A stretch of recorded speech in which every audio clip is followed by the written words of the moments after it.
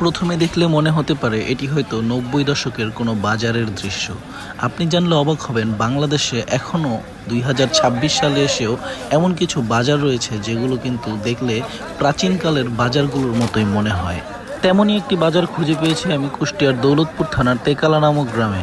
এই গ্রামে প্রতি সপ্তাহের ২ দিন হাট বসে এবং এই ২ দিন খুবই জমজমাট বেচাকেনা হয় এই হাটে। এই হাটে শাকসবজি থেকে শুরু করে মাছ সহ সবকিছুরই ব্যবস্থা রয়েছে। দৈনন্দিন প্রয়োজনীয় যত বাজার সদাই লাগে এই হাট থেকেই পূরণ করা যায় এবং খুব সুলভ মূল্যে এই বাজার থেকে জিনিসপত্র ক্রয় করতে পারবেন এবং এখানকার মানুষদের ব্যবহারও খুবই ভালো। আপনি যদি গ্রামের সাদাসিধে সরল সহজ মানুষদের একটি বাজার দেখতে চান তাহলে এই বাজারে আপনি আসতে পারেন। এই বাজারে খানা পিনার জন্য ব্যবস্থা রয়েছে, যেমন চটপটি ফুচকার ব্যবস্থা রয়েছে। এদিকে গ্যান্ডারির রস পাওয়া যাচ্ছে। এই গ্যান্ডারির রসটা কিন্তু খুবই ভালো, ঢাকা শহরের মতো এরকম না। আর এদিকে কামারের দোকানও আছে, এখান থেকে দা বটি ধার করিয়ে নিতে পারবেন কিংবা কিছু বানানো পণ্য পাওয়া যায় সেগুলো কিনে নিতে পারবেন। মিষ্টির আইটেমও পাওয়া যায় এদিকে আবার কিছু ভাজাপোড়ার আইটেমও রয়েছে। এখানকার ভাজাপোড়াগুলো ওই রকম ঢাকা শহরে যেমন পাওয়া যায় অত বেশি আইটেম নাই। এখানে আপনি ২-৩টা আইটেম পাবেন, তবুও সেগুলো কিন্তু খুবই ইউনিক, কারণ ঢাকা শহরে আপনি এই আইটেমগুলো পাবেন না। আর এখানে আপনি ঢাকা শহরের আইটেমগুলোও পাবেন না। এখানে আপনি যে আইটেমগুলো পাবেন সেগুলো হচ্ছে ২-৩ রকমের বড়া পাওয়া যাবে এখানে। আর এছাড়াও এই বাজারের মাঝখানে রয়েছে একটি বিশাল বড় গাছ, যে গাছটি এই বাজারটিকে পুরো ঘিরে রেখেছে। এই বাজারটি বিকেলবেলা অনেক বেশি জমজমাট হয়।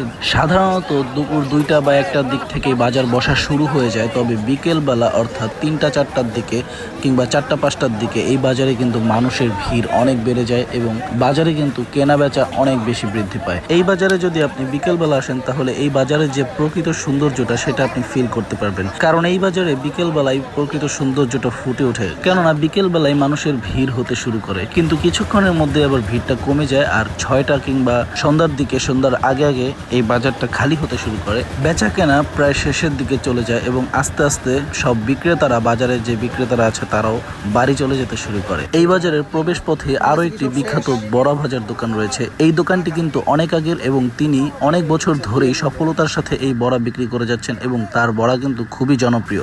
তার বড়া খেতেও যেমন সুস্বাদু এবং মানুষের কাছেও তেমন সুপরিচিত। দানবের মতো বিশাল একটি মাটির চুলায়, বিশাল একটি কড়াইতে কিন্তু তিনি অনবরত বড়া ভাজতেই থাকেন। তবু এখানে এলে মোটামুটি সিরিয়ালে দাঁড়াতে হয় ওনার বড়া নেওয়ার জন্য। যেই পথ দিয়ে ঢুকেছিলাম সেই পথ দিয়ে বের হচ্ছে, বের হওয়ার সময় কিন্তু পাশেই একটি রয়েছে সুপরিচিত দুধ চায়ের দোকান। এই চায়ের দোকানে গরুর দুধের চা পাওয়া যায় এবং খাঁটি গরুর দুধ দিয়েই কিন্তু চা তৈরি করা হয়। আর এখানকার এই চাটাও খুবই ভালো। বাজারে বিক্রিত হওয়া সব খাবারই মোটামুটি খেয়ে টেস্ট করে দেখেছি, সবগুলোই খুবই ভালো লেগেছে। সেখান থেকে এই বড়াগুলো কিনে নিয়ে এসেছি বাসায় এসে খাওয়ার জন্য। খেয়ে দেখলাম আসলেই ভালো লাগতেছে।